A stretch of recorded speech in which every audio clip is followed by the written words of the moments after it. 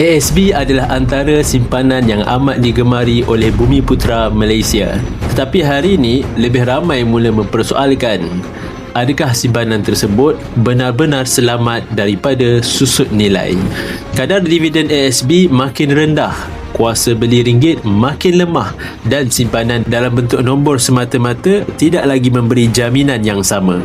Sebab itu ramai yang mula tukar sebahagian simpanan ASB kepada aset sebenar dan salah satu pilihan paling stabil, gold bar 50 gram. Dengan harganya hari ini sekitar RM24,000, gold bar 50 gram memberikan anda simpanan fizikal yang boleh dipegang, disimpan sendiri dan dicairkan pada bila-bila masa dengan belian balik tanpa syarat. Ia tidak terkesan dengan turun naik pasaran kewangan atau manipulasi institusi. Malah sejarah membuktikan harga emas meningkat secara konsisten dalam jangka panjang, terutamanya dalam waktu krisis.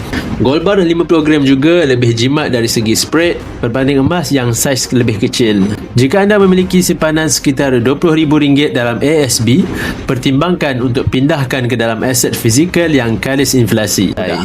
Bagi yang berminat untuk mengalihkan sebahagian simpanan ke dalam bentuk emas fizikal, anda boleh rujuk pin video saya untuk 5 langkah daftar akaun Public Gold dan saya akan bimbing anda dalam cara dan langkah-langkah simpanan emas yang terbaik untuk anda.